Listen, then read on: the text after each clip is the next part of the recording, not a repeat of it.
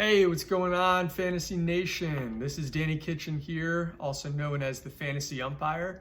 Appreciate you guys joining me again this week. And for those of you that didn't see last week, that was my debut of sorts on YouTube and really on video at all. I did my Week 13 picks.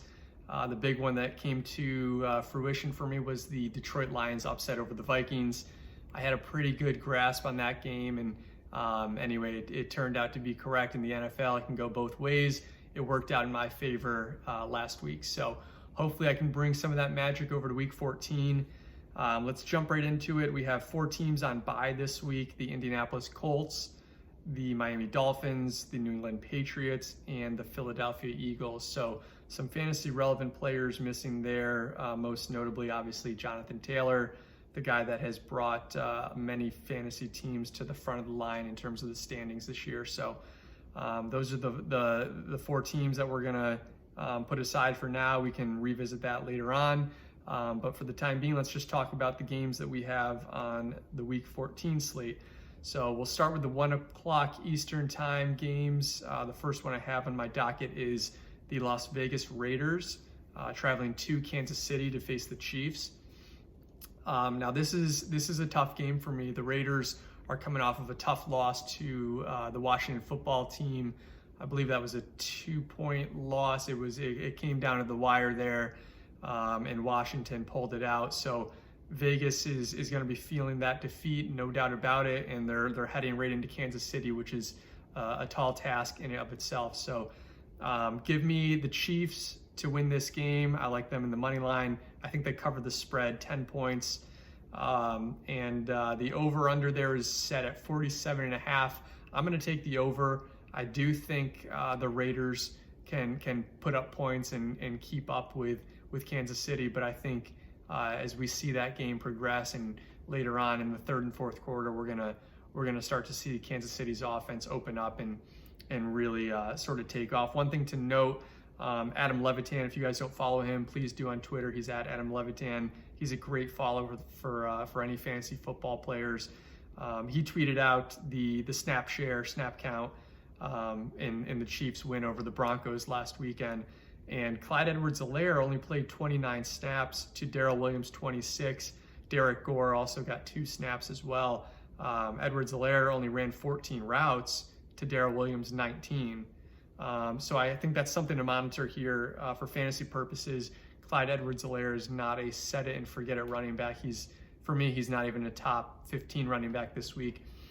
If you just, I think Darrell Williams passes the eye test. If you just watch those 2 guys play in the same game, there isn't much difference. They're slightly different running backs, and of course the build is different there. Edwards-Helaire is built like a Maurice Jones-Drew and more of a bowling ball, and I think he will see the majority of the goal line carries, but for the most part, that's a split backfield, and that's one I want no part of right now if I'm a fantasy manager. So steer clear of that. I think you got to fire up all the studs here: Tyreek Hill, Travis Kelce, Patrick Mahomes. I think this is the week that we start to see him look like the Patrick Mahomes of old and kind of hit his stride there. So again, for me, Kansas City covers the 10-point spread.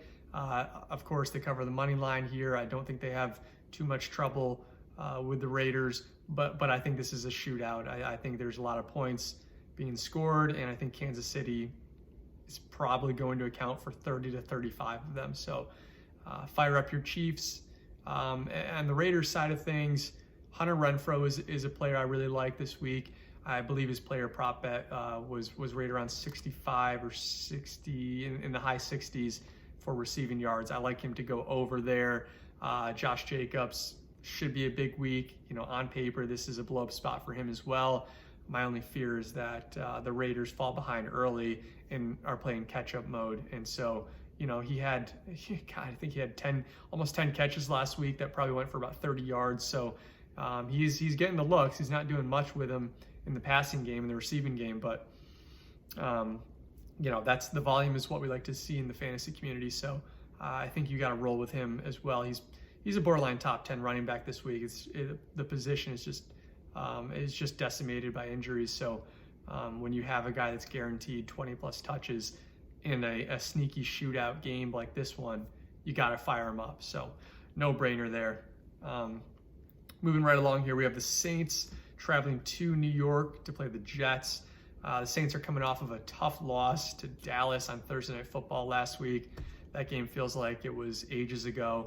I'm sure Taysom Hill wishes it was ages ago, but anyway, he's going to want to get that bad taste out of his mouth. He threw quite a few picks there. And he's going to New York playing the Jets, a team that just lost to Philadelphia. They are home, but again, this is not your typical New Orleans team. This is a run-first offense here that they should thrive in the cold weather. I'm not worried about this game being in New York at all. I like the Saints to cover the spread at 5 points. They're 5-point favorites. I should make that clear.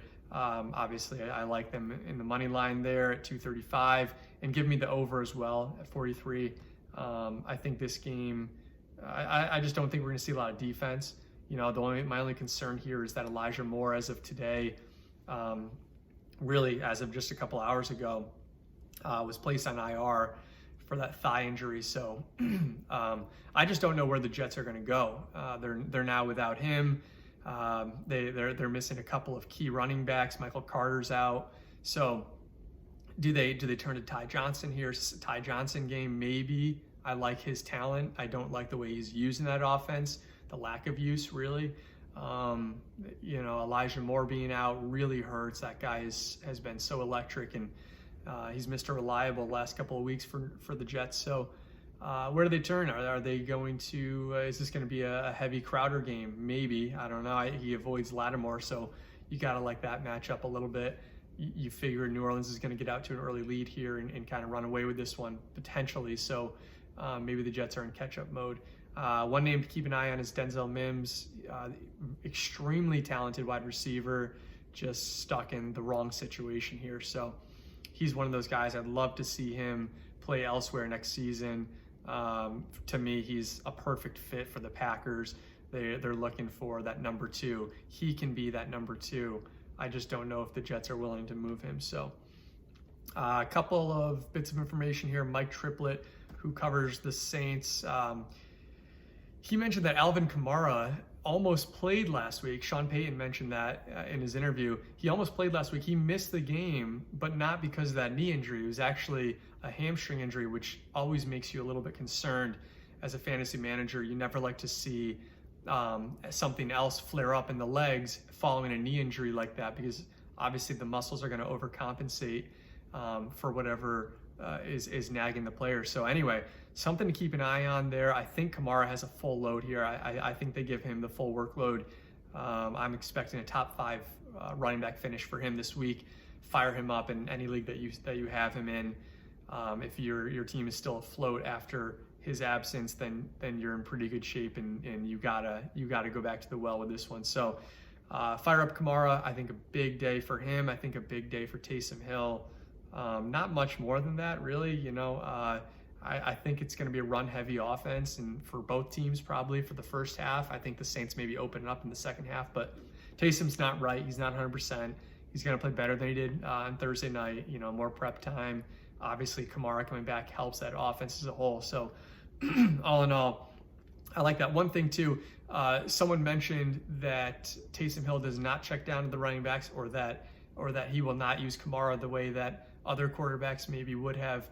That's false. That's a false narrative. He actually targeted his running backs 9 times last week. That's 22% share for running back targets. So, those went to Ty Montgomery and Mark Ingram. This week they're going to Kamara. So I'm not suggesting he gets 9 targets, but let's say he gets 5, 6, 7. He's going to do a lot with those. He's going to turn that into 30, 40, 50 receiving yards, potentially a touchdown there. I think he scores at least 1 on the ground. He is a very strong bet to score 1 touchdown. I would even consider him as one of those anytime 2 touchdown scorers on FanDuel and DraftKings. All right, moving on here. We have the Jaguars going to Tennessee to take on the Titans. Titans fresh off the bye. Jacksonville fresh off that spanking in LA. The Rams put it on them. I think the Titans do as well. This one for me here, 8.5 points.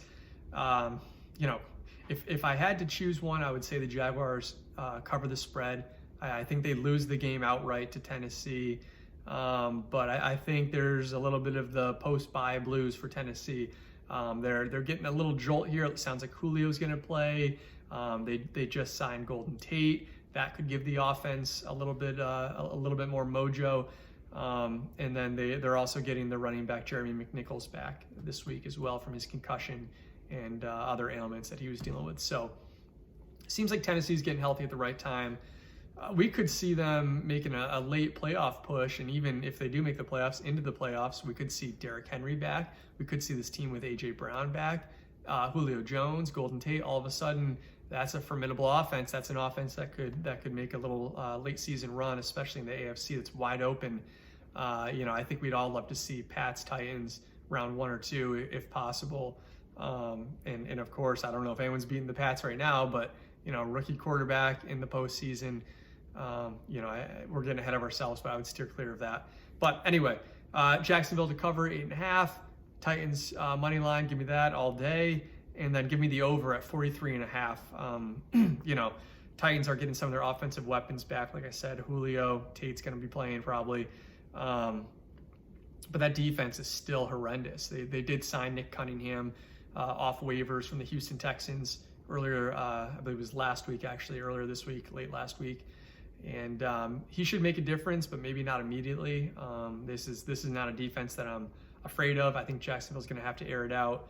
We'll see what happens with James Robinson. Urban Meyer he's given the cold shoulder after the second fumble in 2 weeks. Maybe rightfully so, but I disagree with just about everything Urban Meyer does and says. On top of being a pretty lousy football coach, at least in the NFL, I think he's a pretty lousy human, and I just feel like there's no place for him in the NFL right now. We really don't want you, Urban. head back to college, buddy. This is not the spot for you. So there's rumors that he's already lost that locker room. There were rumors that he lost the locker room the second he stepped in there. So, Jacksonville, clean slate. Hopefully you guys learned your lesson. Go out and hire Eric Bieniemy because he is deserving. So let's get to this game really quickly, though. One thing I want to note, pass funnel defenses this year, Jaguars are 31st versus the pass, 17th versus the run. So they qualify as one of those teams that would be pass funnel. This is a game to me I would probably stay away from. I'd steer clear of this one. Just because the Titans coming off the bye. On paper, this is an easy win at home for the Titans, making a late push here in the season. But something tells me this is bad news. What if Julio gets injured mid-game? What if Tate isn't ready? He's not up to speed in the playbook. There are a lot of potential outcomes here. For me, there are other games I'd like to spread my wealth around in week 14, and this is not one of them. So moving ahead, this is one of my favorite games of the week. Ravens at the Browns. This is a game we just saw 2 weeks ago. Browns go on the bye. Ravens go and play Pittsburgh and lose a tight one in Pittsburgh.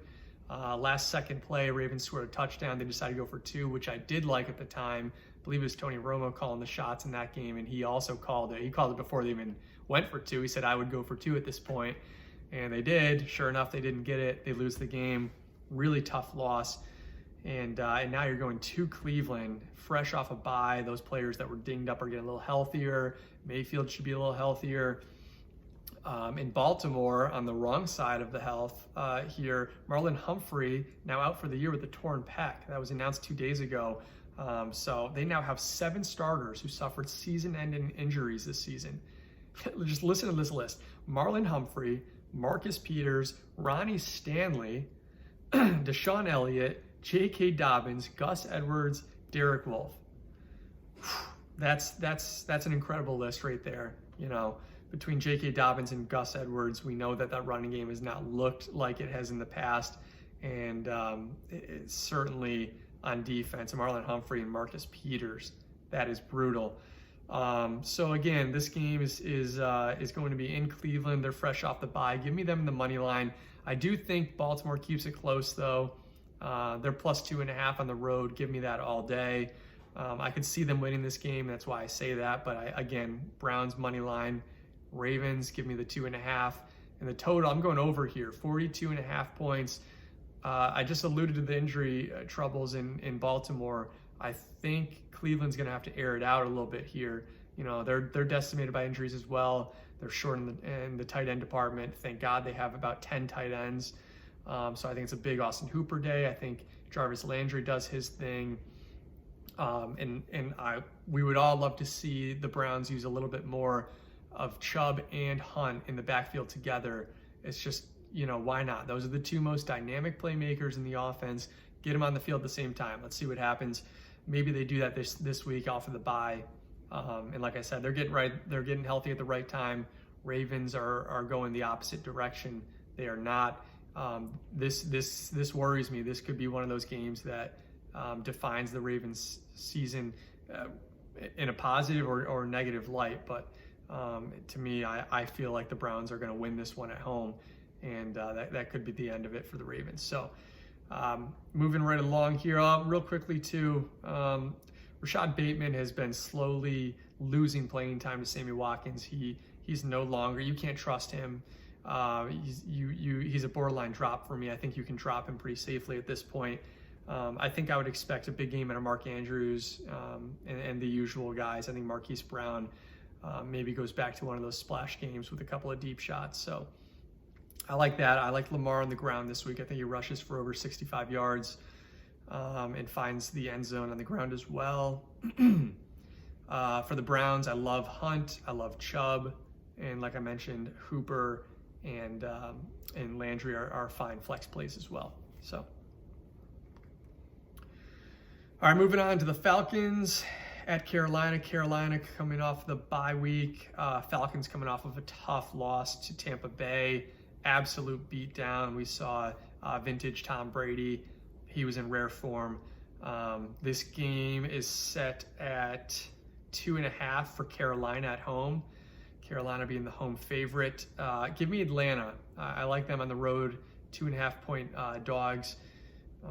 Carolina is going to win this game, though. I'm going to take the money line there, but I do think it comes down to a last-second field goal, and I think Carolina finds a way to win this one at home. The over-under there is set at 41.5. I'm going to take the under. This is going to be a defensive battle. I think a lot of turnovers. Potentially, both teams are going to want to run the ball. Carolina just fired their offensive coordinator, Joe Brady, for doing exactly the opposite of that, trying to throw the ball too much. When you have a quarterback like Sam Darnold and now like Cam Newton, that's the last thing you want to do. You want to run the ball. You want to establish the run. Unfortunately, Christian McCaffrey's done for the year, so they're going to have to do that with a couple of their backups. So I think we can expect a big game from Chuba Hubbard as well as Amir Abdullah. And as far as Atlanta goes, I think we can expect to see Kyle Pitts shadowed by Stephon Gilmore, which should open up some more targets for Russell Gage. So he's a name to I would chalk him in. He's that wide receiver 3 flex territory for me. So it really depends what kind of a league you're in, how deep your roster is. But I'm not too confident in him this week. But again, wide receiver 3, maybe flex in a deeper 14-team league. That's fine, but I wouldn't get too carried away with this one. This is going to be low scoring. In Carolina, must-win game really for both of them. Believe it or not, they're both still alive. But I think Carolina's defense is better than Atlanta's, and that's really why I'm going with them to win this game at home. I think they get to Matt Ryan quite a bit, quite a few sacks.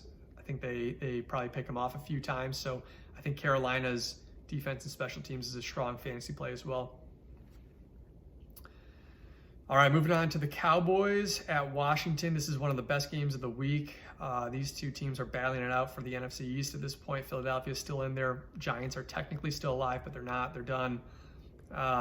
Dallas is coming off that big win on the road in New Orleans on Thursday Night Football. Washington as well, win over Las Vegas. So both these teams are getting hot right now. Washington is about as hot as anyone. I think they've won 4 in a row.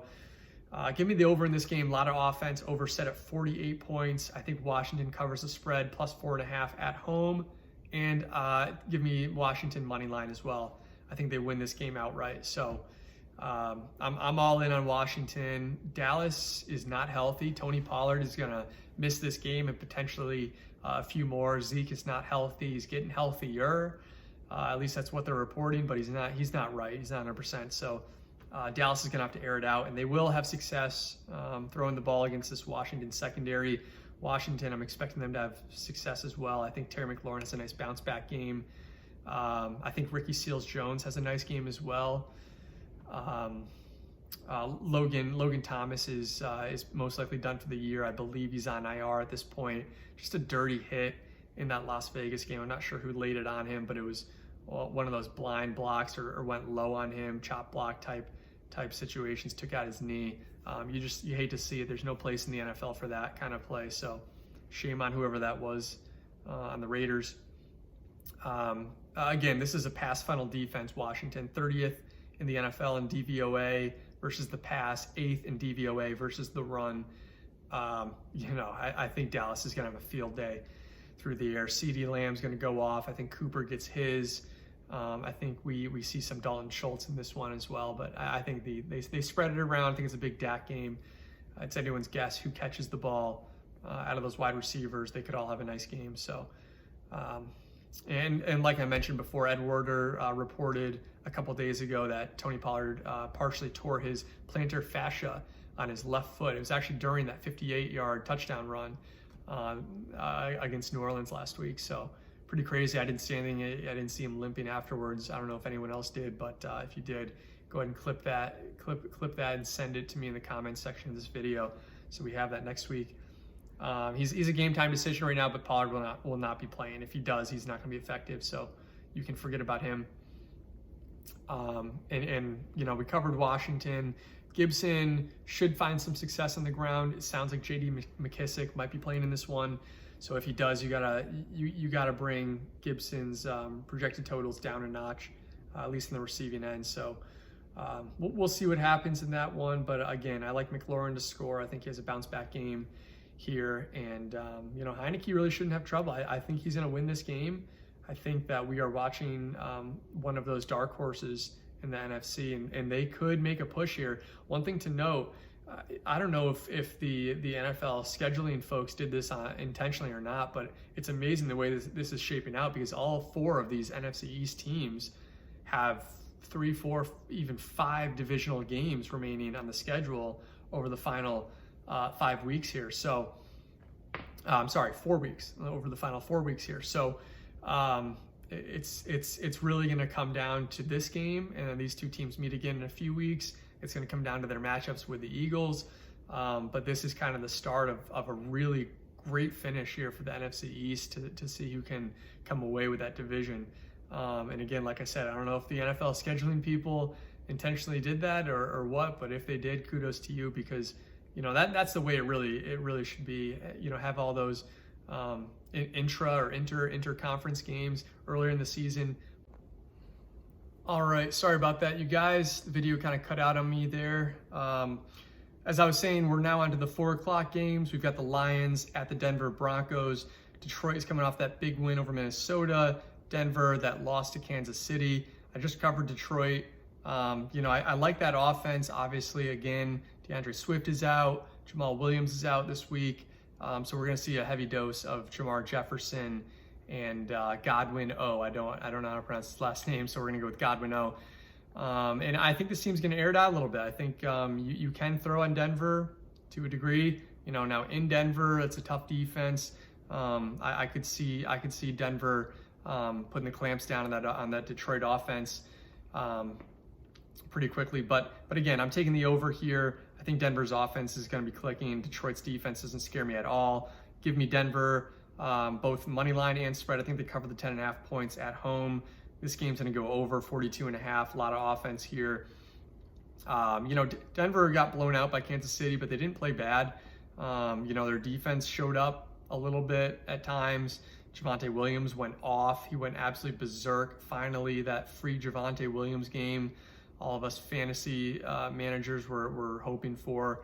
So you got to expect them to go back to the well there. Hopefully it's a big Javonte Williams game. One thing to keep in mind here, Melvin Gordon is back. He's returning from that hip injury. He's going to steal away a lot of carries. He's going to steal away some goal line looks. He's going to be an absolute thorn, in our side. He's not going to go away. So Javonte Williams owners are going to have to deal with him. But end of the day, talent usually wins out, and we have a talented running back here playing against a defense that can't stop the run, can't stop the pass either. So I can see Denver throwing all over them. Big day for Cortland Sutton ahead. Big day for Jerry Jeudy as well, potentially. It just depends if they're going to let him air it out. I think they're going to run all over them. They're probably going to get a big lead early on and just stick to the run game. So, Melvin Gordon, Javonte Williams, I think you can fire them both up. Javonte's obviously a high-end RB1 at this point. He's top 5 for me. Now that Melvin Gordon's back, maybe he slips to that 8 to 10 range, but still top 10 running back with top 5, top 3, top 2 upside. Melvin Gordon less upside. If he has a big game, I can see him in the 15 to 20 range, but more likely an RB3 for me with RB2 upside. So that'll be a fun game in terms of fantasy, but again, I don't think it's going to be particularly close. I think Denver wins this one by at least 11 points. Moving on to my New York Giants. They're going to the Los Angeles Chargers. Giants are coming off that tough loss to Miami. LA, big win over Cincy. Two teams headed in total opposite directions here. The Giants are 9-point underdogs going to LA. That's a lot. I do like the Giants to cover only because of the injuries that LA has suffered. For me, the Giants are going to look to run the ball, right? The Chargers are a run funnel defense. The Giants are going to try to get Saquon going. You're going to see quite a bit of Booker as well. They're not going to run Saquon in the ground now that season is just about over. They are going to be looking ahead to next season, at least the guys in the front office, and you better believe they're telling them not to run Saquon into the ground. So I think he'll have a fine game. I think he's an RB2 with upside, and he could certainly finish as a top 10 running back this week. I wouldn't be surprised. Mike Lennon is back under center. He's coming off of that concussion. He did not look good at all against the Dolphins. They actually failed to score a touchdown. I think they held him to 4 field goals. So this is an offense that just can't get it going. I was expecting them to do a little more, with Jason Garrett gone and out of the picture, but they just haven't opened up that offense. Kadarius Toney's going to miss this game. He's out with that quad injury. So once again, they don't have all their offensive weapons. Rinse and repeat for the Giants. How many times have we said that? They're not going to have the full slate of offensive weapons available at their disposal this week. So give me the Giants to cover, though. They're 9-point underdogs on the road. But like I said, this Chargers team, they had the COVID bug. So Mike Williams was out all week with COVID. Chris Harris out all week. It sounds like those two are going to play this week, which is huge. Keenan Allen will not play, though. He's going to be out. And that is the heartbeat of this offense. So who's going to pick up the slack? Mike Williams is going to be shadowed by Bradbury here in this one. I can see Jalen Guyton taking over that Keenan Allen role. But to me, Josh Palmer's a name to keep an eye on. If I had to play one, I'd say Guyton, but I don't feel great about that. I think he does catch a deep one. Maybe he finds the end zone, but that's more of a dart toss for me. This game is going to go under. Give me the under here.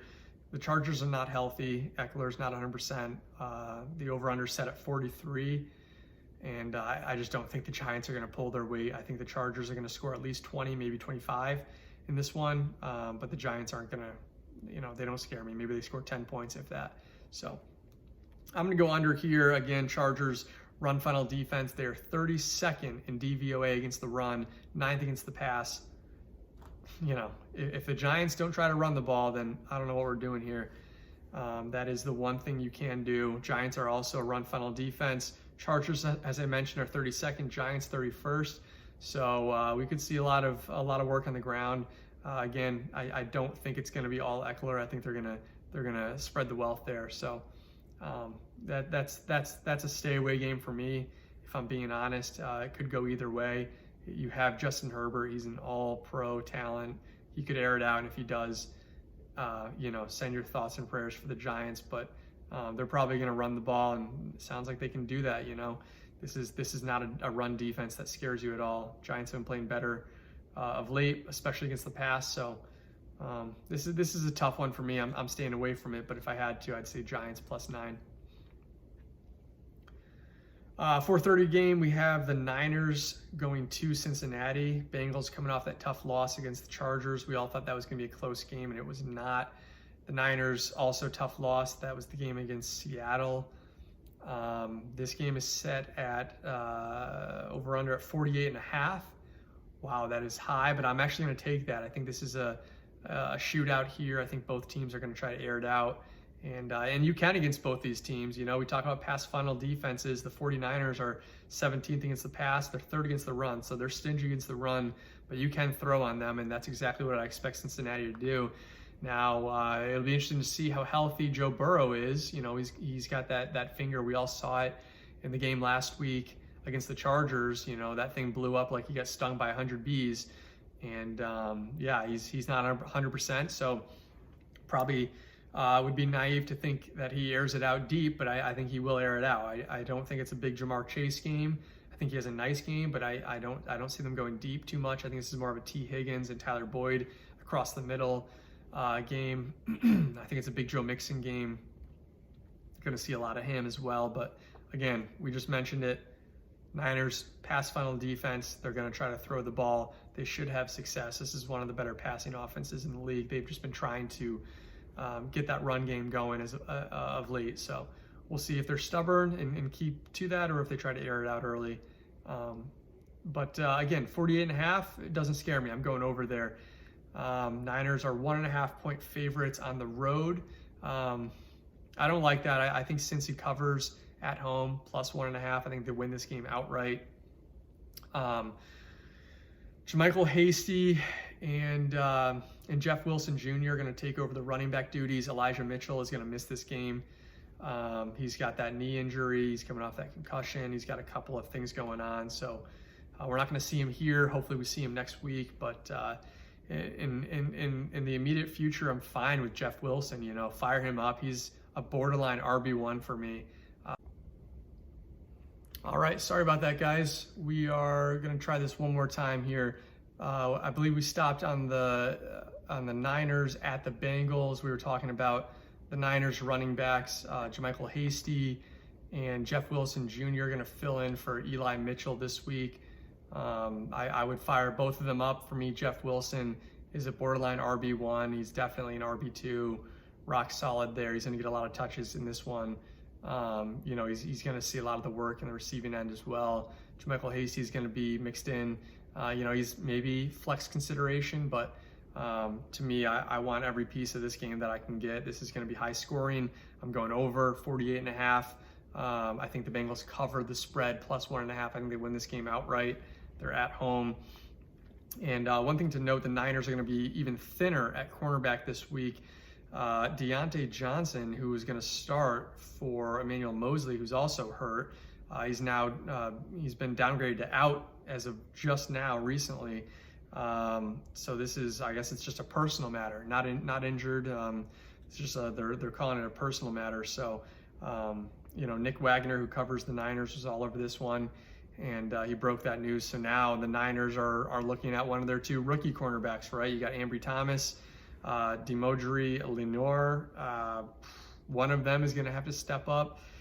It's anybody's guess who they go with, but either way, you got to like Cincinnati's chances here, right? They're going to be picking on a rookie cornerback and a defense that, as we mentioned, is pass funnel to begin with, right? 17th against the pass, 3rd against the run. And that's DVOA. I mentioned that quite a bit. That's defense adjusted value over average is what that stands for. So it evaluates every single play and compares it to the league average. So that's one of those stats that fantasy analysts are using now. I tend to rely on it pretty heavily as well. It's not foolproof, and of course different schemes and different game plans can throw those stats for a loop, but for the most part it's accurate, and really it's all we have to go off of when you get to these specific statistics. So So yeah, that's I just wanted to clarify that because I've used that term a few times, or that abbreviation DVOA. That's what that stands for. Speaking of DVOA, top 4 offenses in Football Outsiders DVOA: Buccaneers, obvious; Chargers at number 2, Packers at number 3, all 3 of those obvious. Number 4, San Francisco 49ers. So, this is an offense that just is not struggling to move the ball. They're finding ways to make it work, even with all these injuries. They lose Raheem Mostert week 1. Eli Mitchell's been in and out of the lineup. Of course, Deebo Samuel is dealing with his groin injury. He may be back this week, but this offense has not missed a beat. So again, that is why I think this is going to go over. We've got injuries on the Niners side, got injuries on the Bengals side. I think this is going to be a high-scoring game. Really, no shortage of points there. And then our last 4:30 game, we've got the Bills and Tampa Bay. So this is a game I want every part of for fantasy purposes. The over-under set at 53.5, and I think that's about 3 or 4 points short. So I'm going to take the over. I think they combine for over 56, 57 points in this one. Give me the Bills to cover the spread, 3.5 points on the road. Tampa Bay's going to win this game, in my opinion, but I think the Bills keep it close. I think it's a shootout. I think we see a lot of Stephon Diggs, a lot of Chris Godwin, Mike Evans as well. Just your usual suspects here. I think Rashad Bateman's a name to file away in this one. A lot of people thought it was going to be Tyler Johnson filling in for Antonio Brown during his absence, and it's actually been Perriman. He's getting those looks. Brady trusts him. I think he's going to find him deep in this one. Perriman's one of those flex consideration deep league flyers, but he's a fun DFS play, nothing more. So I think that pretty much covers that game. Buffalo's coming off that tough loss to New England. That's a fluky game. I'm not buying into that. That Buffalo offense is going to be fine. They're going to prove it this week. Tampa Bay coming off that big win over Atlanta. More of the same here. They're back home in Tampa Bay, peaking at the right time. I like Tampa Bay a lot. One thing to note, the star defensive tackle also, no pun intended, Star is his name, Star Lutulelei. One of those tough Hawaiian names. Anyway, we'll call him Star. The defensive tackle for the Buffalo Bills, he's going to be out in this game. That bodes well for the Tampa Bay running game, especially up the middle. So Leonard Fournette, that's where he does a lot of his work. Ronald Jones as well. That's an upgrade for them. So bump up the Tampa Bay running backs, bump up everyone in this game. This is going to be an offensive explosion. Like I said, I want every piece of this pie if I can get it. So a lot of offense there. That takes us to Sunday Night Football. We've got the Bears going to Green Bay. Packers coming off the bye. Bears coming off that tough loss to Arizona. The spread is set at 12 points here. I like Chicago to cover that on the road. I think this is a grinded out game. I think they're going to run the ball. Both teams run the ball. It's going to be cold. It's Green Bay in December. The under is set at 43. Give me that. I'm going to go under all day. These two teams know each other well. It's Matt Nagy. I don't trust him, but he will commit to the run, and they are going to have to run the ball. You can run against Green Bay. Again, run funnel defenses. Packers are 27th against the run, 10th against the pass. That's the way you beat them, is on the ground. So will Chicago stick to it? Will this be a Montgomery game? He popped up on the injury report during the week. He had 3 or 4 different ailments. I think he's going to be fine. Fire him up. Khalil Herbert's always a guy that he passed the eye test for me earlier in the season. If anything does happen to Montgomery, I feel very confident that Herbert can carry the load and do good things with that. So I like Green Bay to win this game outright. I like the Bears to cover, and give me the under at 43. That's a pretty low total to begin with, but I think this is going to be a run-heavy game. One thing to note also, Marquez Valdez-Scantling, his last 2 games, 88% and 78% route rates, 10 and 9 targets in those 2 games, right? That's 18th among wide receivers in expected fantasy points. That tweet came from Jared Smola. Follow him at SmolaDS. He is always churning out some great content for us in fantasy world. So, yeah, he's facing off against the Bears defense that ranks dead last defending the deep ball. And that's exactly what Marquez Valdes-Scantling does. Yeah, I like him to catch a deep ball in this one. Anytime touchdown score, MVS, I like it. His yardage prop, give me the over there. That's about the only thing I like in that passing offense. Devontae Adams is not right. He popped up in the injury report with that hamstring injury, which you hate to see off the bye week. And it seems to be lingering a little bit, and that makes me worried. As a Devontae Adams owner, you got to start him, but is it going to flare up in the middle of this game? We know the Bears are going to try to take away that option in the passing game, and so that should create some more targets for MVS. Also, Randall Cobb, it sounds like he's going to be done for the year. So again, no Randall Cobb in this one. A banged up Devontae Adams. This all signs point towards a run-heavy approach and maybe some extra targets for MVS in the passing game. Last game of the week, Monday Night Football. We've got the Rams going to Arizona. They're going to face the Cardinals, who are both teams coming off of wins. I would argue the Cardinals' win over Chicago was more impressive, but of course the Rams waxed Jacksonville at home last week. So this is going to be a close game, 2-point spread. I like Arizona to cover. They're 2-point favorites at home. I like them to win this game. Over-under set at 51.5. That's a tough one. Give me the over. This is going to be a shootout. They're going to be throwing the ball. Both teams should have success on the ground as well. Big Sony Michel game. Darrell Henderson is out this week. I believe he was just placed on the COVID list, so keep an eye on him next week as well. But yeah, this game screams Sony Michel. I was going to fire him up anyway. Cardinals cannot stop the run. I think both teams find success in the air as well. This is, like I said, going to be a high-scoring game. Obviously, Ramsey's going to be on Hopkins. They can neutralize Hop, and the Cardinals can still find success in the air. Rondale Moore, you got A.J. Green, you got Christian Kirk, you got Zach Ertz. I mean, plenty of options there. Going to be a James Conner week. Sounds like Chase Edmonds could be back this week. You can't start him until you see it. He could be just a decoy, maybe change your pace back, but it's going to be the James Conner show with a lot of Christian Kirk and Rondale Moore. I really think this is the week that we see Rondale Moore with 5, 6, 7 targets, and hopefully a couple of deep shots. Right, like we gotta see a couple of deep shots to that guy. He's supposed to be electric, but all they do is feed him behind the line of scrimmage. So let's take some chances there.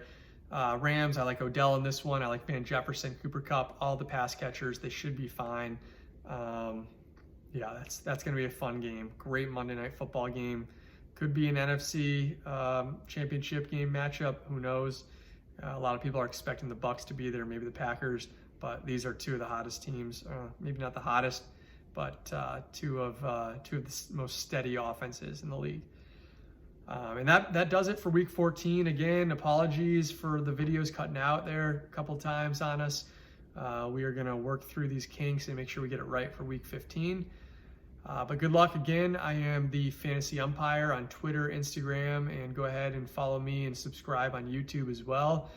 I'm going to try to give you guys as much content as I can. But again, I have a full-time job, so really the only thing I can do for you guys is on Friday nights and Saturdays as well. So probably just I'll be doing one video a week, just doing a weekly maybe quick recap, and I'll give you my picks and my predictions for the week ahead as well. So more of the same next week this time. Thank you very much for joining, and like and subscribe. Thanks, guys.